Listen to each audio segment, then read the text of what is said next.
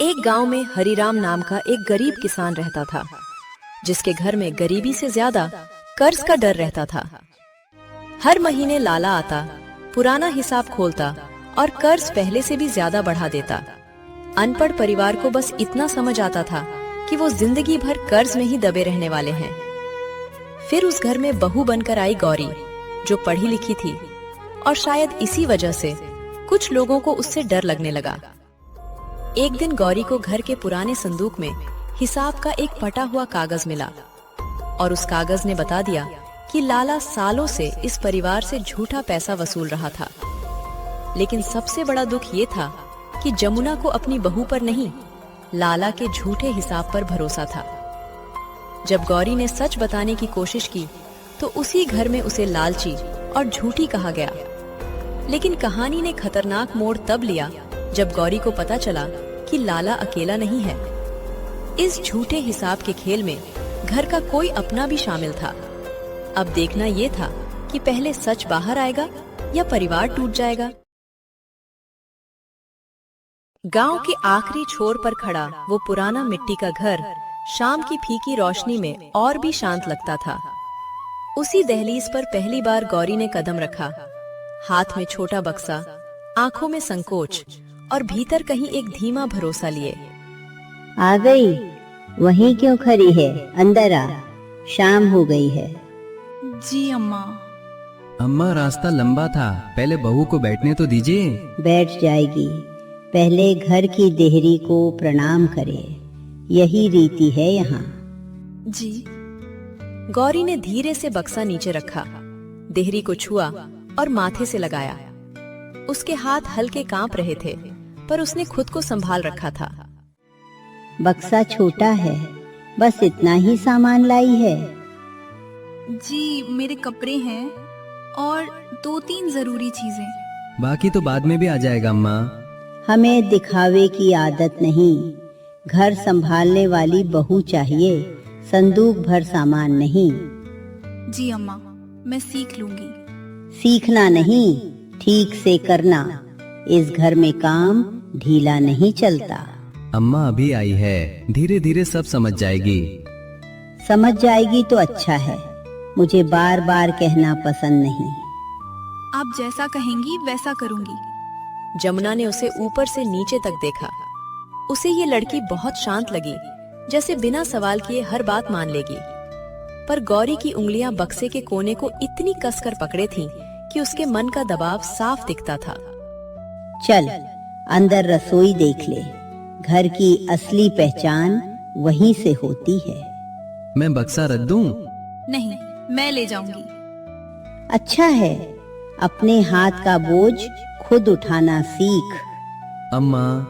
तू चुप रह रघु, बहू से मैं बात कर रही हूँ। रसोई छोटी थी, मगर घर का केंद्र भी वही था। चूल्हे की राख, बर्तनों की चमक और कोनों में जमा पुरानी आदतें, सब जैसे नई बहू को परखने को तैयार थे। ये चूल्हा है, सुबह सबसे पहले यही जलेगा। देर हुई तो पूरे घर का काम बिगड़ता है। जी अम्मा, कितने बजे उठना होगा? जब मुर्गा बोले उससे पहले। यहाँ सूरज के साथ नहीं, काम के साथ दिन शुरू होता है। जी, मैं उठ जाऊंगी। ये आटे का डिब्बा, ये दाल, ये मसाले, चीजें जहाँ रखी हो वहीं वापस जानी चाहिए। जी, मैं ध्यान रखूंगी। अम्मा, पानी का घड़ा भी बता दीजिए, पिछवाड़े वाला कभी कभी खाली रहता है। मुझे पता है बहू, पानी कुएं से आता है, 2 घड़े सुबह, 2 शाम। मैं भर लाऊंगी। और सुन, हमें ज्यादा पढ़ी लिखी बहुएं नहीं चाहिए, बस घर का काम ठीक से करना। जी अम्मा। ये कहते हुए जमुना का स्वर धीमा था, पर बात सीधी थी। गौरी ने सिर झुका लिया। उसकी आवाज शांत रही, मगर उंगलियां फिर बक्से के कोने पर कस गईं। अम्मा, पढ़ाई से क्या बिगड़ता है? काम भी हो सकता है, समझ भी बढ़ती है। बहुत समझ घरों को उलझा भी देती है, मैंने दुनिया देखी है। मैं यहाँ घर सीखने आई हूँ। अच्छा है, यही बात याद रखना। गौरी थक गई होगी, पानी पी लो। धन्यवाद। धन्यवाद मुझे नहीं, घर को देना। जो इसे संभाले वही अपना कहलाता है। जी अम्मा। अम्मा, आज रात का खाना मैं बाहर से लकड़ी ला देता हूँ, बहू को थोड़ा आराम मिल जाएगा। पहले दिन आराम की आदत मत डाल। हाँ, तू लकड़ी ला दे, पर रोटी बहू ही बेलना सीखेगी। मैं कोशिश करूं? कोशिश नहीं, हाथ दिखा। आटा गूंथ। जी। मैं यही हूँ, अगर कुछ चाहिए हो तो बता देना। उसे खुद बोलना सीखना होगा। हर बात में बीच मत पड़। थोड़ी ही देर में घर की खबर घर से बाहर भी पहुंच गई। गांव में नई बहू का आना कोई छोटी बात नहीं होती। हर नजर उसके चाल ढाल से उसका भविष्य पड़ने लगती है। अरे जमुना, बहू आ गई क्या? दूर से ही दिया कुछ ज्यादा चमकता दिखा। हाँ, आ गई। देख ले। राम राम बहू, नाम क्या है तेरा? राम राम, मेरा नाम गौरी है। अच्छा नाम है। मायका कहाँ है? नदी के उस पार, भीमनगर के पास। ओह, तो रास्ता लंबा पड़ा होगा, डर तो नहीं लगा? थोड़ा लगा था, पर नौ ठीक हूँ। डर वर छोड़ो, यहाँ काम से ही मन लगता है। सही कहती है, पर पहली शाम भारी होती है। मैंने भी यही कहा था, अम्मा ने सुना नहीं। तू हर बात में बोलना बंद करेगा या नहीं? रहने दे, लड़का नई बहू का पक्ष ले रहा है तो बुरा क्या है? पक्ष नहीं, आदत बिगड़ती है। मैं सच में ठीक हूँ काकी। अच्छा, रोटी बेल ली? जी, गोल तो पूरी नहीं बनी, पर अगली बेहतर होगी। बस यही बात अच्छी है, सीखने वाली बहू घर संभाल लेती है। सीखना ठीक है, मगर जवाब कम देना चाहिए। जी अम्मा। गौरी हर जवाब नाप कर दे रही थी। वो किसी से भिड़ना नहीं चाहती थी, पर हर शब्द में अपना संतुलन बनाए हुए थी। उसकी चुप्पी डर की नहीं, समझ की चुप्पी थी। बहू, गाना वाना आता है? त्योहार पर औरतें इकट्ठी होती हैं। थोड़ा बहुत भजन आता है। अच्छा गाती होगी, आवाज तो मीठी है। पहले काम की लय ठीक हो जाए, फिर गीत भी सुन लेंगे। अरे तू तो आज भी वैसी ही है जमुना। और कैसी हो जाऊं? घर मेरे कंधे पर है। अब आधा कंधा बहू का भी हुआ। मैं निभाने की कोशिश करूंगी। कोशिश से ज्यादा निभाना पड़ता है। अच्छा, मैं चलती हूँ। बहू घबराना मत, गांव छोटा है, लोग अपने हैं। जी काकी, नमस्ते। रात उतरते उतरते घर शांत तो हो गया, पर उस शांति के भीतर कई अनकहे भाव जाग रहे थे। पहली रात अक्सर शब्दों से ज्यादा नजरों में बीतती है। रघु, दाल ले। बहू, तू भी बैठ जा, पर पहले रोटी सेंक कर रख दे। जी अम्मा, बस अभी लाई। तुमने खाया कुछ? नहीं, अभी नहीं। पहले बड़े खाएंगे, फिर बहू। यही घर का ढंग है। अम्मा, साथ बैठकर खा ले तो क्या बुरा है? जो वर्षों से ठीक चलता आया है, उसे बदलने की जल्दी मत कर। कोई बात नहीं, मैं बाद में खा लूंगी। तुम्हें सच में भूख नहीं लगी? लगी है, पर मैं इंतजार कर सकती हूँ। अच्छा है, धैर्य वाली लड़की घर में बरकत लाती है। जमुना ने ये बात सहजता से कही, मगर उसे अभी भी यही लगा कि गौरी बस झुकना जानती है। वो ये नहीं देख पा रही थी कि झुककर भी कोई भीतर से अडिग रह सकता है। गौरी, तुम्हारे हाथ की रोटी नरम है, पहली बार में अच्छा है। सच? मुझे लगा ठीक नहीं बनी। नमक ठीक है, बस रोटी पतली रखनी होगी। कल से और ध्यान देना। जी, मैं ध्यान रखूंगी। अम्मा, बुरा मत मानना, पर बहू ने मेहनत की है। मैंने बुरा कब माना? मैं सिखा रही हूँ। मुझे बुरा नहीं लगा, सीखना है तो सुनना भी होगा। हाँ, ये बात ठीक कही तूने। कल सुबह मैं कुएं तक साथ चलूं? रास्ता समझ जाएगा। नहीं, बहू औरतों के साथ जाएगी। घर की राहें घर की औरतें ही सिखाती हैं। मैं चली जाऊंगी। ठीक है, पर अगर कुछ चाहिए हो तो मुझे बता देना। जी। खाना खत्म कर और बर्तन समेट। फिर मैं सोने की जगह दिखा दूंगी। अभी करती हूँ अम्मा। देर रात जब आंगन की आवाजें थम गई, गौरी पहली बार अपने छोटे कमरे में अकेली बैठी। दिन भर की बातों ने उसे थका दिया था, पर उसकी आंखों में नींद से ज्यादा सोच थी। ये घर नया है, लोग नए हैं, पर मुझे घबराना नहीं है। गौरी, जाग रही हो? मैं बाहर ही हूँ। जी, कुछ काम था? नहीं, बस पूछना था कि तुम ठीक हो ना? अम्मा की बातों का बुरा मत मानना। मैंने बुरा नहीं माना, हर घर का अपना ढंग होता है। तुम बहुत चुप रहती हो, समझ नहीं आता मन में क्या चल रहा है। सब कुछ पहली रात नहीं कहा जाता। सही है, लेकिन अगर कभी कहना हो तो कह देना। कहूंगी। अच्छा, आराम करो, सुबह जल्दी उठना होगा। जी। रघु के कदम दूर चले गए। कमरे में फिर वही धीमी हवा रह गई। गौरी ने अपना छोटा बक्सा खींचकर पास रखा, जैसे उसमें सिर्फ सामान नहीं। देखूं, सब ठीक है ना? फिर उसने बक्सा खोला। ऊपर कपड़े थे, किनारे एक पुराना रुमाल और नीचे तह करके रखी एक पतली कॉपी। गौरी ने उसे जल्दी से उठाया, जैसे किसी की नजर पड़ने से पहले छुपा लेना चाहती हो। बाबूजी की लिखावट, मैंने सोचा था रास्ते में पढ़ूंगी। कॉपी के पहले पन्ने पर कुछ पंक्तियां थी, जिन्हें उसने उंगलियों से छुआ, पर जोर से नहीं पढ़ा। उस घर में जहां पढ़ी लिखी बहू पसंद नहीं थी, ये छोटी कॉपी एक राज जैसी थी। बहू, सो गई क्या? जी नहीं अम्मा, बस लेटने वाली थी। दरवाजा अटका लेना, रात में हवा तेज चलती है। जी अम्मा। गौरी ने घबराकर कॉपी फिर कपड़ों के नीचे सरका दी। उसके चेहरे पर एक पल को डर उभरा, फिर वही शांत संयम लौट आया। अभी नहीं, सही समय पर। जमुना को लगा था कि ये चुप लड़की बस आदेश मानना जानती है, मगर उस रात मिट्टी की दीवारों के बीच छोटे बक्से में छुपी वो कॉपी बता रही थी कि गौरी की खामोशी में कमजोरी नहीं, धैर्य और कोई अनकहा इरादा छिपा है। सुबह होते ही शायद ये घर उसकी चुप्पी को नए अर्थों में पढ़ना शुरू करेगा। सुबह की पहली रोशनी जैसे ही आंगन में उतरी, गौरी ने वही किया जो वो रोज करती थी, चुपचाप काम। पर आज उसकी नजर चौकी पर पड़ी उन कागजों पर अटक गई, जिन्हें कल रात उसने बस एक झलक में देखा था। उसने झाड़ू धीरे से दीवार से टिकाई, जैसे कोई आवाज भी राज खोल सकती हो, और फिर एक एक पर्ची उठाकर देखने लगी। ये सब उधार की पर्चियां हैं, दाल, तेल, बीज और ये अलग से ब्याज।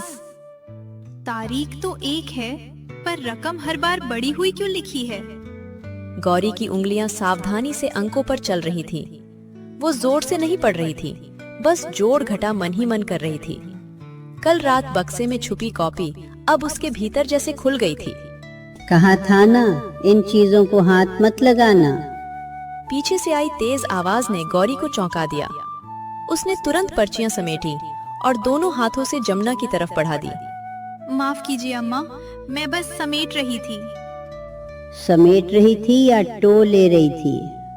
अम्मा, बनिए ने ब्याज ज्यादा लिखा है शायद। ये सुनते ही जमुना का चेहरा जैसे एक पल को खाली हो गया, फिर वही कठोरता लौट आई, पहले से तेज। तू हमें सिखाएगी अब हिसाब? नहीं अम्मा, सिखाना नहीं, बस पर्ची में गिनती ठीक नहीं लग रही। बहुत जल्दी समझदार बनने लगी है तू। घर के काम कर, कागज मत टटोला कर।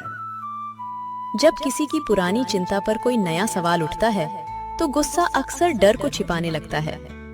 जमुना की आवाज में वही छिपा हुआ डर कांप रहा था। मैंने कुछ गलत नहीं कहा अम्मा, अगर हिसाब सही हो तो अच्छा ही है। अच्छा बुरा हमें मालूम है, तू रसोई देख। गौरी चुप हो गई, लेकिन अब उसके लिए ये सिर्फ कागज नहीं रहे थे। इन पर्चियों में इस घर की थकी हुई सांसें दबकर पड़ी थीं। रसोई में हाथ काम कर रहे थे, पर गौरी का मन आंगन में ही अटका था। उधार की पर्चियों पर लिखे अंक उसके भीतर बार बार जुड़ रहे थे, और हर जोड़ एक ही बात पर आकर रुकता था। कहीं न कहीं हिसाब बिगड़ा हुआ है। अम्मा, चाय में चीनी 2 चम्मच रखूं? एक ही रख, डिब्बा खाली होने को है। जी। छोटे जवाबों में भी तंगी की खटास सुनाई दे रही थी। गौरी ने चाय चढ़ाई और धीरे से रसोई के दरवाजे से बाहर झांका। जमुना अभी भी उन्हीं पर्चियों को उलट पुलट रही थी। अम्मा, अगर कहे तो मैं साफ साफ पढ़ दूं, शायद जल्दी समझ आ जाए। जरूरत नहीं, हमें पढ़ना आता है। जी, मैंने बस मदद के लिए कहा। मदद? इस घर की मदद काम से होती है, सवालों से नहीं। गौरी ने सिर झुका लिया, मगर उसकी चुप्पी अब पहले जैसी अनजान नहीं थी। वो समझ रही थी कि इस घर में कमी सिर्फ पैसों की नहीं, भरोसे की भी है। अम्मा, बनिया कब आता है? क्यों? ऐसे ही पूछ रही थी, राशन की चीजें कम हैं। आज दोपहर तक आ जाएगा। और सुन, उसके सामने ज्यादा बोलना मत। जी अम्मा। ये एक साधारण हिदायत जैसी लगी, लेकिन गौरी ने उसके भीतर छिपी बेचैनी पकड़ ली। बनिए के आने भर से अगर आवाज बदल जाती है तो बात सिर्फ खरीदारी की नहीं होती। अम्मा, ये उधार बहुत पुराना है क्या? जितना जानना चाहिए उतना जान। मैं बस घर की बात समझना चाहती हूँ। घर समझने में समय लगता है बहू, और कुछ बातें समझकर भी चुप रहना पड़ता है। ये पहली बार था जब जमुना की डांट में थकान खुलकर सुनाई दी, जैसे शब्द कठोर हों पर उनके पीछे कोई बहुत पुराना बोझ झुका खड़ा हो। चाय ले आई, ठंडी हो जाएगी। रख दे यहीं। गौरी ने कुल्हड़ आगे बढ़ाया। पर्चियों के ऊपर चाय की भाप तैर रही थी और दोनों औरतें एक ही चीज को देख रही थीं, कागज। पर दोनों की चिंता अलग अलग रास्तों से उसी जगह पहुंच रही थी। दोपहर चढ़ते चढ़ते घर की हवा और भारी हो गई, जैसे सबको किसी के आने का इंतजार हो। फिर गली से आती खांसी और कदमों की धीमी आवाज ने उस इंतजार को नाम दे दिया। राम राम जमुना बहन, घर पर हो? आओ सेठ जी, बैठो। जमुना ने जल्दी से पल्लू ठीक किया। गौरी ने दाल की थाली अपनी गोद में संभाली, पर उसकी नजर दरवाजे की तरफ ही रही। पिछली पर्ची का हिसाब जोड़कर लाया हूँ, अब देर ठीक नहीं। मालूम है, 2 दिन की मोहलत और दे दो। मोहलत तो बहुत दे दी, रकम छोटी नहीं रही अब। अम्मा, पानी दूं सेठ जी को? दे दे। गौरी पानी लेने उठी, लेकिन उसके कान वही टिके रहे। ये वही आवाज थी जिससे जमुना सुबह से बचती फिर रही थी। देखो, मूल अलग है, ब्याज अलग। मैंने सब साफ लिखा है। साफ लिखा है या बढ़ा कर लिखा है? ये सवाल अचानक निकला, जैसे सुबह गौरी की कही बात अब जाकर जमुना के भीतर से बाहर आई हो। सेठ ने भौहें सिकोड़ ली। क्या मतलब? मैं गलत हिसाब रखूंगा? पर्ची में एक ही महीने पर 2 बार चढ़त क्यों है? क्योंकि पिछला बाकी जुड़ा है, पढ़कर देख लो। गौरी पानी लेकर लौटी। उसने गिलास बढ़ाया, पर साथ ही पर्ची पर एक तेज नजर डाली। वही अंक, वही गड़बड़ी। अब उसे यकीन हो गया। अम्मा, अगर कहे तो मैं जोड़ दूं? चुप रह। अरे बहू पढ़ी लिखी लगती है, जोड़ लेगी तो तुम्हारा ही भरोसा बढ़ेगा। सेठ की मुस्कान सीधी नहीं थी, उसमें हल्की चुभन थी, जैसे वो बात को मदद नहीं तमाशा बनाना चाहता हो। जरूरत नहीं। अम्मा, बस एक बार देख लेने दीजिए। गलती अगर मेरी हुई तो मैं कुछ नहीं बोलूंगी। हाँ, देख लेने दो, हिसाब छिपाने की चीज थोड़े है। जमुना ने पर्ची कस कर पकड़ी। उसके हाथ की नसें उभर आईं।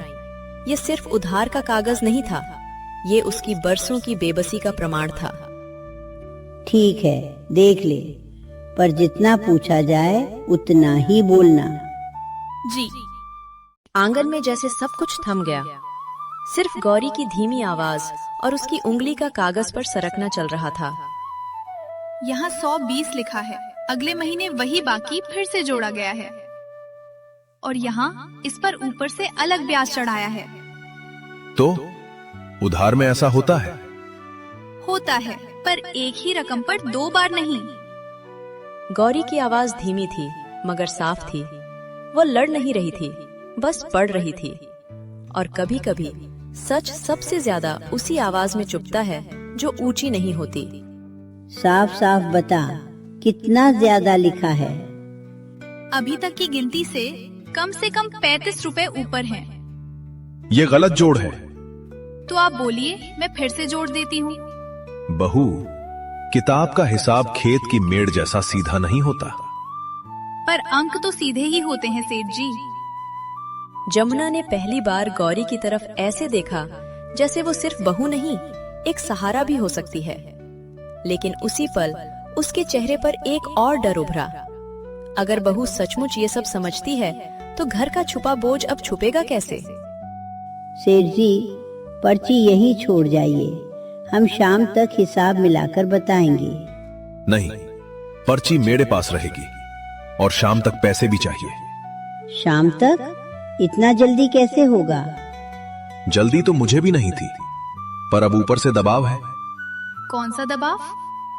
जितना जानना जरूरी है उतना ही जानो बहू। ये वही जवाब था जो घर के भीतर अक्सर गौरी को मिलता था। फर्क बस इतना था कि अब वही दीवार घर के बाहर से भी खड़ी की जा रही थी। हम पैसे का इंतजाम करेंगे। कर लो, नहीं तो अगली बार मैं अकेला नहीं आऊंगा। ये कहकर बनिया उठा। उसके जाते कदमों ने आंगन की धूप को और सख्त कर दिया। गौरी की गोद में अभी भी दाल की थाली थी, लेकिन अब इस घर की असली छनाई शुरू हुई थी। अम्मा, ये लोग फिर आएंगे? अगर हिसाब नहीं चुकाया तो हाँ। कितने का कर्ज है कुल? सच सच बताइए। जितना सुनकर तेरे पैरों तले जमीन खिसक जाए। गौरी ने जमुना की आंखों में पहली बार साफ डर देखा। अब उसे पूरा यकीन था, इस घर की चुप्पी आदत नहीं, कर्ज की जकड़न है। और तभी बाहर गली में फिर से कदमों की आवाज आई। इस बार एक नहीं, कई। गली में सुनाई दिए कई कदम आखिर इस घर के दरवाजे पर नहीं रुके। पर जो डर वे छोड़ गए वो आंगन में देर तक खड़ा रहा। उसी डर के बीच मोहन ने गौरी की कॉपी उठाई और सीधे हरिराम की चारपाई की ओर बढ़ गया। गौरी ने एक पल को जमुना की तरफ देखा, फिर चुपचाप उसके पीछे चल दी, क्योंकि अब आधी बात से बड़ा कोई खतरा नहीं था। बाबूजी, जरा उठिए, मुझे अभी आपसे हिसाब की बात करनी है। इस वक्त? रात आधी बीत गई है मोहन, क्या नई मुसीबत आ गई? मुसीबत नई नहीं है बाबूजी, शायद पुरानी है, बस हमें आज साफ दिखी है। बाबूजी, अगर आप कहे तो मैं यहीं दूर खड़ी रहूंगी, पर बात पूरी सुन लीजिएगा। बहू, रात के बीच आंगन में खड़े होकर बड़े लोगों की बात में बोलना ठीक नहीं होता। अम्मा, मैं बोलने नहीं आई थी, बस चाहती हूँ कि बात फिर दब ना जाए। कॉपी किस बात की है मोहन? तू साफ साफ बता, मेरे मन को और मत उलझा। ये वही जोड़ है जो गौरी ने घर के पुराने कागज देखकर लिखा है। मुझे लगता है लाला ने हिसाब गलत लिखा है। क्या कहा तूने? लाला गलत लिखेगा? इतने बरस का लेन देन झूठा हो गया? मैं झूठ नहीं बोल रहा अम्मा, बस कह रहा हूँ कि जोड़ मिल नहीं रहा। दीपक की लौ हिली, जैसे उसने भी ये वाक्य सुन लिया हो। आंगन में अब सिर्फ कर्ज का सवाल नहीं था, पुराना भरोसा और नया संदेह आमने सामने खड़े थे। कॉपी मुझे दे, मेरी आंखें धुंधली हैं, पर इतना अंधा अभी नहीं हुआ हूँ। बाबूजी, मैंने हर पन्ने के नीचे अलग से जोड़ लिखा है, आप आराम से देख लीजिए। आराम से? घर की नींद उड़ गई है और इसे आराम सूझ रहा है। अम्मा, गुस्सा बाद में कर लीजिएगा, पहले देख तो लें कि बात है क्या। कोई भी बोले, एक एक करके बोले, मेरा सिर पहले ही भारी है। हरिराम ने दीपक अपनी ओर खींच लिया। उनके हाथ कांप रहे थे, पर पन्ने पलटने की जिद में एक बूढ़ा आत्मसम्मान अब भी बचा हुआ था। मोहन घुटनों के बल बैठ गया। जमुना की आंखों में चोट थी और गौरी के चेहरे पर डर से ज्यादा धैर्य। यहाँ लिखे अंकों पर उंगली रख मोहन, रात में छोटे अंक भागते हुए लगते हैं। जी, ये देखिए बाबूजी, इस महीने का उधार 5 सेर अनाज का है, लेकिन नीचे रकम 7 सेर के हिसाब से जोड़ी गई है। हाँ, रुको, फिर से पढ़, मेरी सुनाई भी अब पहले जैसी नहीं रही। 5 सेर लिखा है ऊपर, नीचे पैसे 7 सेर के जोड़े गए हैं। यही गलती अगले 2 पन्नों में भी है। गलती या तुम लोगों की बनाई चाल? एक नई आई लड़की हमारे पुराने रिश्ते पर शक करेगी? अम्मा, मैं किसी रिश्ते पर शक नहीं कर रही, मैं सिर्फ लिखे हुए को पढ़ रही हूँ। लिखे हुए से ज्यादा जिए हुए साल गिने जाते हैं बहू। लाला ने बुरे समय में हाथ पकड़ा था। हाथ पकड़ा था ये ठीक है, पर क्या इसलिए हम आंख बंद करके सब मान लें? चुप, पहले पूरा हिसाब देख लेने दो। बात भरोसे की है, इसलिए जरा संभल कर बोलो। बाबूजी, इस पन्ने पर ब्याज 2 बार जोड़ा गया है। मैंने लाल निशान इसलिए लगाया था कि आपसे छूट ना जाए। 2 बार? ये कैसे हो सकता है? पहले मूल रकम पर, फिर उसी बड़ी रकम पर फिर से, और तारीख भी बीच की छूटी हुई है। बस बहुत हुआ, ये सब बहू ने सिखाया है। घर में आए 2 दिन हुए नहीं और अब पुराना हिसाब काटने लगी। अम्मा, मैं झगड़ा नहीं, सच दिखाना चाहती हूँ। अगर मैं गलत हूँ तो अभी कॉपी बंद कर दीजिए। ये बात धीरे कही गई, लेकिन उसका असर तेज था। आंगन के बीचों बीच अब सिर्फ हिसाब नहीं, भरोसे की परीक्षा रखी थी, और हर चेहरा अपने अपने डर की तरफ झुक रहा था। बहू, तूने ये सब कब देखा? आज दोपहर दाल छानते छानते जब पुराने कागज मिले तब जोड़ मिलाया।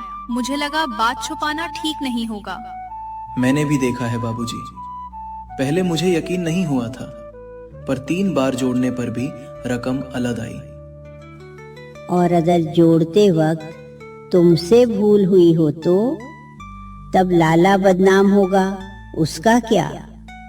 इसलिए तो आपको और बाबूजी को दिखा रहा हूँ, हम अकेले फैसला नहीं कर रहे। पन्ना पलट, जहाँ जहाँ निशान है सब देखेंगे। आधी बात से आग लगती है। रात अब और शांत थी, इसलिए हर शब्द ज्यादा साफ सुनाई दे रहा था। कॉपी के पन्ने पलटने की आवाज भी जैसे कटघरे में खड़े सबूत की तरह लग रही थी। इस घर में पहली बार किसी ने कर्ज को किस्मत नहीं, गिनती की चीज समझकर देखा था। यहाँ ये पुराना साल लिखा है। उस साल तो हमने फसल बेचकर कुछ रकम चुकाई थी, वो कहाँ गई? यही तो बात है, चुकता की रकम ऊपर दर्ज है, पर नीचे कुल में घटाई नहीं गई। नहीं, ऐसा नहीं हो सकता। मैं खुद उस दिन साथ गई थी। लाला ने सामने लिखकर सुनाया था। अम्मा, हो सकता है उस दिन सही लिखा हो और बाद में कुल बदल दिया गया हो। देखिए, स्याही भी अलग है। तू हर बात में शक ही देखेगी? रिश्ते स्याही से नहीं चलते, भरोसे से चलते हैं। सही कहती हैं आप।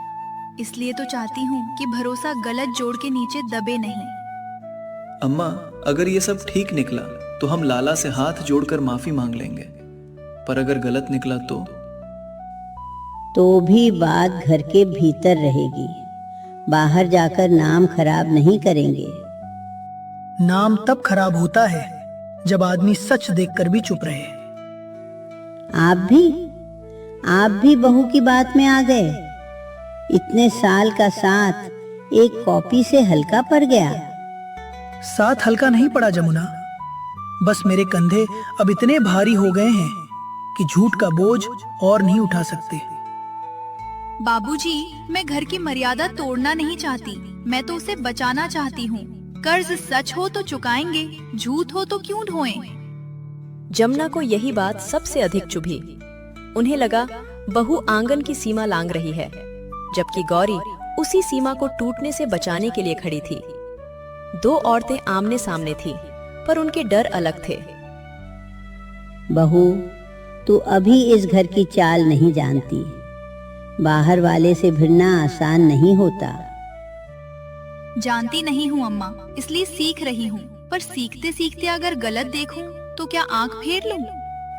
बाबूजी, कुल हिसाब में कम से कम 75 रुपए ज्यादा जोड़े गए हैं। मेरे हिसाब से इससे भी ऊपर जाते हैं। 75? इतने में तो आधा मौसम निकल जाता है। हम इतने बरस क्या भरते रहे?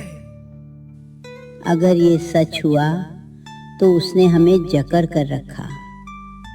इसलिए आज बात पूरी करनी होगी, कल फिर डर बीच में आ जाएगा। कॉपी बंद नहीं हुई, पर घर का पुराना भ्रम जरूर खुल गया था। दीपक की लौ छोटी पड़ रही थी, जैसे तेल भी सुनते सुनते थक गया हो। अब सवाल ये नहीं था कि गलती है या नहीं, सवाल ये था कि सुबह होते ही ये घर क्या करेगा। बाबूजी, हमें सुबह लाला के सामने यही कॉपी रखनी चाहिए, अकेले नहीं, सबके सामने। सबके सामने? तू आग में घी डालेगा। वह आदमी सीधा नहीं है मोहन। और हम कब तक डर कर बैठेंगे? आज वो धमकी देकर गया है, कल और क्या करेगा? सुबह जाने से पहले एक बार पुराने कागज फिर देखेंगे। कोई बात अधूरी नहीं रहनी चाहिए। मैं रात में ही सब पन्ने क्रम से रख देती हूँ, जहाँ जहाँ फर्क है अलग निशान कर दूंगी। तू बहुत आगे बढ़ रही है बहू, पर अगर सच में हमें गलत बांधा गया है तो मैं भी चुप नहीं बैठूंगी। अम्मा, बस यही चाहिए था कि हम एक साथ खड़े हों। याद रखना, आवाज ऊंची नहीं करनी। सच को चिल्लाने की जरूरत नहीं होती। जी बाबूजी, हम हिसाब पूछेंगे, लड़ाई नहीं करेंगे। पहली बार उस रात चारों की सांस एक लय में आई। डर अभी गया नहीं था, पर उसका रुख बदल गया था। अब वो दबाने वाला डर नहीं, सामना करने से पहले उठने वाली ठंडी घबराहट था। इतनी रात को कौन है? मैं देखता हूँ, कोई पड़ोसी होगा। दरवाजा खोलो, लाला ने अभी बुलाया है। हिसाब की बात सुबह तक नहीं रुकेगी। अभी? उसे कैसे पता चला कि हम हिसाब देख रहे हैं? कोई भी दरवाजा मत खोलो, पहले पूछो बाहर कितने लोग हैं। कौन कौन आया है, नाम बताओ। नाम सुबह गिन लेना, अभी दरवाजा खोलो, नहीं तो हम खुद खोल लेंगे। आंगन में रखी कॉपी पर हरिराम का कांपता हाथ कस गया। जिस सच ने अभी अभी घर के भीतर आवाज पाई थी, उसी की भनक जैसे बाहर तक पहुंच चुकी थी, और अगले ही पल किवाड़ जोर से हिले। किवाड़ हिलते ही घर के भीतर सन्नाटा और गहरा गया। हरिराम ने कॉपी अपनी बाह के नीचे दबाई। मोहन ने दीवार से टिके बांस को उठा लिया, और गौरी की नजर एक पल को उस पुराने संदूक पर गई, जिसमें उसने कुछ कागज छिपाकर रखे थे। कोई दरवाजा नहीं खोलेगा। पहले साफ साफ बताओ, लाला ने किस हिसाब के लिए बुलाया है? बहुत सवाल मत करो, बस आदमी भेजे हैं। चलना है तो ठीक, नहीं तो हम अंदर आ रहे हैं। धमकी मत दो, गांव है, जंगल नहीं। बात करनी है तो नाम बताकर करो। मोहन, ऊंची आवाज मत कर, पड़ोसी जगाओ। शोर होगा तो ये लोग खुद पीछे हटेंगे। मैं पिछवाड़े से शंभू काका को बुलाती हूँ, चौपाल के बिना बात नहीं होगी। अकेली मत जाना, मैं भी चलती हूँ। नहीं अम्मा, आप यहीं रहो। गौरी जल्दी जाओ और सबको बुलाओ। गौरी बिना घबराहट दिखाए पिछली ओट से निकली। रात ठंडी थी, पर उसके कदम ठहरे हुए थे। उसे अब साफ लग रहा था कि लाला को घर के भीतर की बात किसी ने नहीं, उसके अपने डर ने ताकत दी थी। आखिरी बार कह रहे हैं, दरवाजा खोलो। सुबह चौपाल में आना, हिसाब भी वहीं खुलेगा, बात भी वहीं होगी। ठीक है, फिर सबके सामने ही देख लेंगे किसकी क्या औकात है। हम भी यही चाहते हैं, चौपाल में मिलते हैं। भोर की फीकी रोशनी में चौपाल भरने लगी। खाटें डाली गईं, लोग फुसफुसाते हुए पास आकर खड़े हो गए। लाला की मूछों में वही पुराना घमंड था, लेकिन आज हरिराम अकेला नहीं था। उसके साथ उसका परिवार और पूरा गांव खड़ा दिखाई दे रहा था। सब लोग शांत रहो, पहले बात साफ होगी, फिर फैसला होगा। मुझे कोई तमाशा नहीं चाहिए। हरिराम पर मेरा कर्ज है। रात को बुलाया था, ये लोग उल्टा हंगामा करने लगे। कर्ज है, पर जितना तुम बता रहे हो उतना नहीं। कॉपी में हिसाब अलग है। कॉपी? तुम्हारी पुरानी कॉपी मेरे लिखे खाते से बड़ी हो गई क्या? ये आज पता चल जाएगा। पहले दोनों हिसाब सबके सामने रखो। बरसों से हम चुप रहे, तभी तुम्हारी आवाज इतनी बढ़ी है। हाँ, अब एक एक तारीख पढ़ी जाएगी, जो सही होगा वही माना जाएगा। पढ़ ले कोई भी, मेरे कागज पक्के हैं। हरिराम ने कांपते हाथ से कॉपी खोली। कई पन्नों पर उधार, अनाज, ब्याज और वापसी की तारीखें थीं। मोहन पन्ने पलटता गया, लेकिन कुछ गिनती और कुछ लिखावट ऐसी थी जिसे ठीक से समझना आसान नहीं था। चौपाल में खड़े लोग आगे झुककर देखने लगे। किसी ऐसे आदमी की जरूरत है जो साफ पढ़ सके और हिसाब जोड़ सके। बुला लो जिसे बुलाना है, सच तो मेरे कागज में ही निकलेगा। सच कागज में होता है, पर उसे पढ़ने वाली आंख भी चाहिए। काश घर में कोई पढ़ा लिखा होता तो हमें यूं हाथ नहीं फैलाने पड़ते। जमुना की ये बात सुनते ही गौरी का चेहरा बदल गया। वो अब तक चुप थी, जैसे भीतर कोई पुराना दरवाजा खुलने की प्रतीक्षा कर रहा हो। उसकी उंगलियां आंचल के कोने को नहीं, उस तह किए कागज को छू रही थी जिसे वो सुबह जल्दी में संदूक से निकाल लाई थी। सरपंच जी, अगर आप अनुमति दे तो मैं हिसाब पढ़ सकती हूँ। तुम? गौरी, जो कहना है खुलकर कहो। अब बहू लोग हिसाब करेंगी। अच्छा है, आज मजाक भी देख लेंगे। मजाक नहीं है, और आज कोई बात आधी नहीं रहेगी। चौपाल में हल्की सरसराहट हुई। सबकी नजरें गौरी के हाथ पर टिक गईं जब उसने सावधानी से तह किया हुआ कागज खोला। कागज पुराना था, पर संभाल कर रखा गया था। उसकी किनारों की सिलवटों में छिपे साल जैसे आज एक साथ सामने आ रहे थे। ये मेरे स्कूल और प्रशिक्षण का प्रमाण है। मैं पहले गांव के बच्चों को पढ़ाती थी। क्या तुमने हमें कभी बताया क्यों नहीं? क्योंकि शादी के बाद मैंने देखा यहाँ बहू की आवाज से पहले उसकी चुप्पी देखी जाती है। मैं घर को अपनाना चाहती थी, इसलिए रुक गई। तुमने मुझसे भी नहीं कहा? कहना चाहती थी, कई बार चाहा, पर हर बार लगा पहले तो घर का भरोसा जीत लूं। कागज मुझे दो। सरपंच आगे बढ़े। उन्होंने कागज को दोनों हाथों से लेकर मुहर, हस्ताक्षर और तारीख देखी। फिर एक पल के लिए उनकी भौहें ऊपर उठी, जैसे सामने खड़ी बहू को वे पहली बार सच में देख रहे हों। ये असली प्रमाण है। प्राथमिक विद्यालय का नियुक्ति पत्र भी है और प्रशिक्षण की मुहर भी साफ है। अरे तो हमारी बहू मास्टरनी निकली।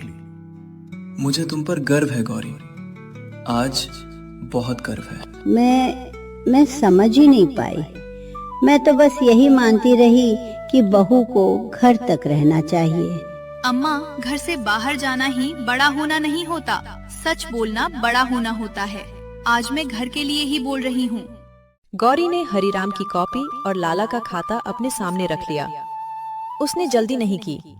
पहले तारीखें मिलाई, फिर उधार की रकम, फिर लौटाए गए अनाज और नकद की प्रविष्टियां।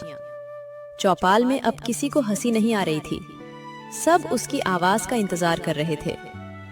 यहाँ देखिए, फागुन में 20 मन गेहूँ लिखा है, लेकिन वापसी वाले पन्ने पर 10 मन काटे ही नहीं गए। हाँ, वही गेहूं हमने बैलगाड़ी से खुद पहुंचाया था। मैं साथ गया था, ये बात सही है। और ये देखिए, सावन में जो ब्याज जोड़ा गया है वो पिछले ब्याज पर फिर से चढ़ाया गया है। ये सीधा हिसाब नहीं है। लाला, इसका जवाब दो। बड़े खाते में ऐसा चलता है, पढ़े लिखे लोग जानते हैं। पढ़े लिखे लोग यही भी जानते हैं कि गलत जोड़ को नियम नहीं कहा जाता। साफ बोलो, तुमने ज्यादा वसूली की है या नहीं? मैं किसी बहू के सामने कटघरे में नहीं खड़ा होऊंगा। आज बहू नहीं, सच बोल रहा है, और तू उसी के सामने खड़ा है। ये सुनकर चौपाल में कई सिर एक साथ हिले। जमुना की आवाज में पहली बार गौरी के लिए रोक नहीं, साथ था। गौरी ने एक गहरी सांस ली और अगला पन्ना खोला। अब लाला के चेहरे से रंग उतरने लगा था। कुल जोड़ के हिसाब से हमारा बाकी कर्ज उतना नहीं है जितना तुम कह रहे हो। असल रकम का बड़ा हिस्सा चुक चुका है।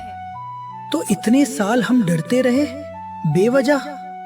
डर बेवजह नहीं था बाबूजी, डर को बढ़ाया गया था। अगर ये हिसाब सही बैठा तो पंचायत के सामने नया फैसला होगा।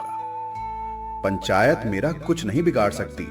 मेरे पास और भी कागज हैं। तो ले आओ, आज सब यहीं खुलेगा। सूरज अब ऊपर आ चुका था। चौपाल की धूल, खाटों की चरमराहट, लोगों की दबे स्वर की बातें, सबके बीच एक बात साफ थी।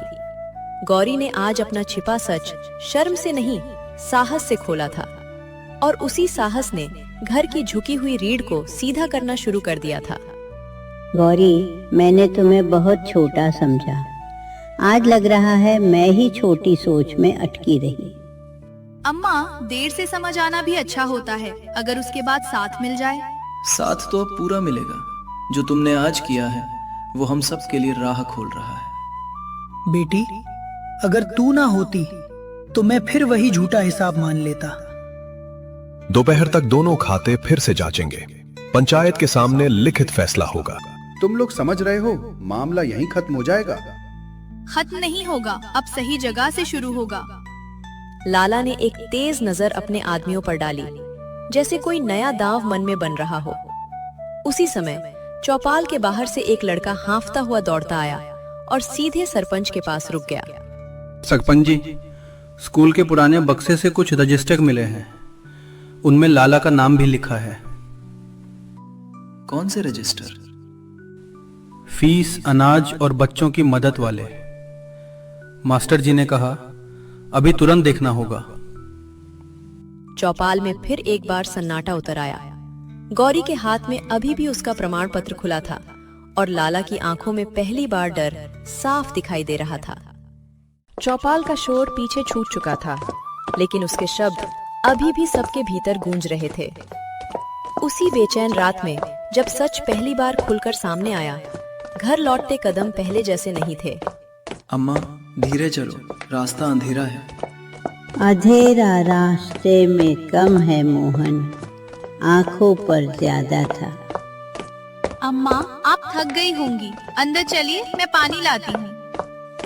नहीं, पहले तू बैठ। आज मैं देखूंगी कौन किसके लिए क्या लाता है। आज का दिन जैसे 1 साल जितना लंबा था।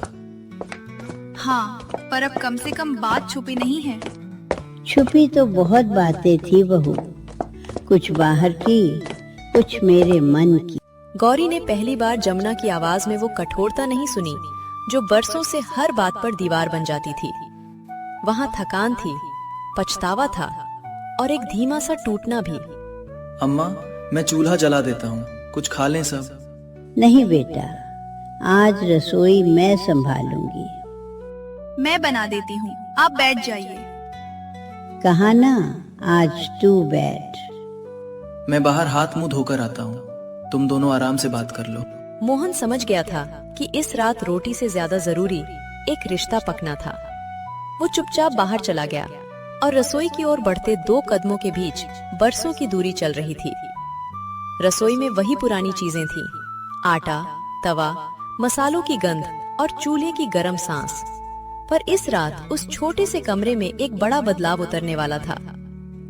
बस 2 रोटियां और हो जाएं, फिर दाल गरम कर दूंगी। आज काम मैं करूंगी, तू बैठ। गौरी के हाथ वही ठिठक गए। उसने जैसे ठीक से सुना भी और विश्वास भी न हुआ। जमुना ने आगे बढ़कर उसके हाथ से बेलन ले लिया। अम्मा, आप क्यों करेंगी, मैं कर लूंगी ना।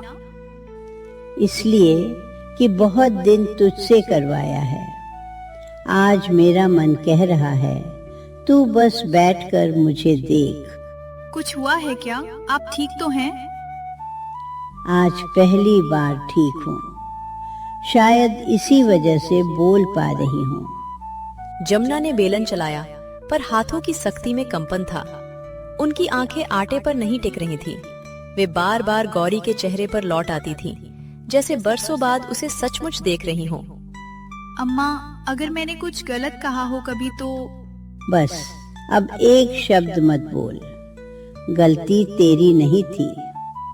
फिर आप ऐसे क्यों देख रही हैं मुझे? क्योंकि मैं समझ ही नहीं पाई तुझे। इतना कहते ही जमुना की आवाज बैठ गई। उन्होंने चेहरा दूसरी ओर घुमा लिया, पर आंखों में भरे आंसू चूल्हे की रोशनी में छिप न सके।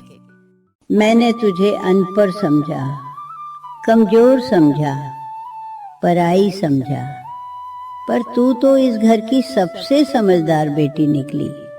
शब्द छोटे थे, पर उनके पीछे बरसों का अहंकार टूट रहा था। ये सिर्फ एक सास की स्वीकारोक्ति नहीं, एक माँ के मन का बदलना था। अम्मा, ऐसा मत कहिए, मैंने तो बस वही किया जो सही लगा। सही देखना भी सबको नहीं आता गौरी।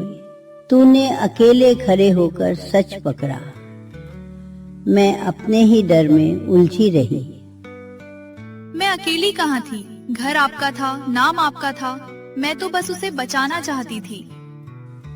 और मैं तुझे ही इस घर पर बोझ समझती रही। आपने जो देखा उसी हिसाब से सोचा। गांव की बातें, लोगों के ताने सब असर करते हैं। नहीं बहू, ताने बाहर के थे, पर कठोरता मेरी अपनी थी। अम्मा, अब रहने दीजिए। जो बीत गया उसे क्यों पकड़े रहें? इसलिए कि बिना मान लिए मन हल्का नहीं होगा। गौरी की आंखें भी भर आईं। इतने दिनों की उपेक्षा, चुभन और चुप्पी जैसे एक साथ पिघल रही थी। रसोई की गर्मी अब आंच की नहीं, अपनापन लौटने की थी। मैं आपके पैरों पड़ती हूँ अम्मा। आप मुझे माफ कर दीजिए अगर कभी दिल दुखाया हो। अरे नहीं। गौरी झुकने लगी, पर जमुना ने तुरंत बेलन रख दिया और उसे दोनों हाथों से पकड़कर ऊपर उठा लिया। बेटी पैर नहीं छूती इस तरह, गले लगती है। अम्मा। अगले ही पल दोनों एक दूसरे से लिपट गईं। ये आलिंगन छोटा था, मगर उसमें बरसों का सूखा स्नेह एक साथ बरस पड़ा। मैं अंदर आ जाऊं? खड़ा क्यों है? खाना बस लग ही गया। लगता है रसोई में आज सिर्फ खाना नहीं बना। हाँ, मेरी अकल भी थोड़ी सी पक गई है। अम्मा, ये बात आपने खुद कही तो सच में बड़ा दिन है। मजाक मत कर। मैं देर से समझी हूँ, पर गलत समझी थी।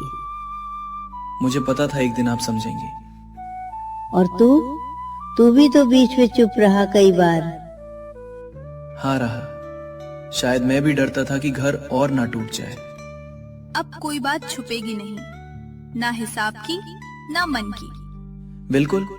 कल पंचायत में जो होगा साफ होगा, और घर में भी सब साफ रहेगा। तीनों के बीच पहली बार बातचीत बचाव में नहीं, भरोसे में हो रही थी। बाहर रात वैसी ही थी, पर इस घर के भीतर हवा बदल चुकी थी। गौरी, दाल मुझे दे, रोटी मैं सेकती हूँ, परोस तू। जी अम्मा। और मेरे हिस्से में क्या काम? तू चुपचाप पत्तल लगा। आज आदेश मैं दूंगी। जैसा हुक्म। देखिए, अम्मा सच में बदल गई हैं। बदलना पड़ेगा। घर मान से चलता है, जिद से नहीं। थोड़ी देर बाद तीनों आंगन में साथ बैठे। सादी दाल, गरम रोटी और नमक मिर्च के बीच उस रात का भोजन किसी दावत से कम नहीं था। अम्मा, रोटी आज गोल भी है और नरम भी। क्योंकि आज हाथ में शिकायत नहीं थी।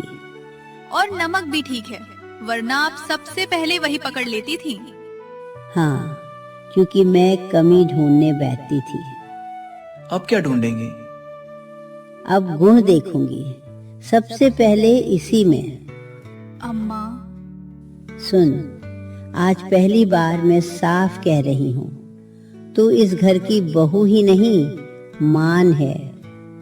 यही बात मैं कब से कहता था। पता है, पर कुछ बातें कान से नहीं, चोट से समझ आती हैं। मुझे बस इतना चाहिए था कि आप मुझे अपना मान लें। आज से नहीं, अभी से मान लिया, और खुलकर मान लिया। फिर तय रहा, कल पंचायत में हम तीनों साथ खड़े होंगे। साथ ही नहीं, एक होकर खड़े होंगे। जो भी फैसला होगा सच के साथ होगा। और घर का फैसला भी हो गया। अब इस घर में तेरे लिए कोई परायापन नहीं रहेगा। जमुना ने पहली बार बहू में कमी नहीं, गुण देखा। ये जीत सिर्फ चौपाल की नहीं थी, ये उस घर की जीत थी जहां सम्मान ने आखिरकार शक की जगह ले ली। चलो अब खाना खत्म करो, कल लंबा दिन है। हाँ, लेकिन आज की रात मैं चैन से सोऊंगी। मैं भी अम्मा, बहुत दिनों बाद। आंगन में रात धीरे धीरे और शांत होती गई। ऊपर तारों की सफेद ठंडक थी और नीचे एक घर था जिसने देर से सही पर अपने मान को पहचान लिया था।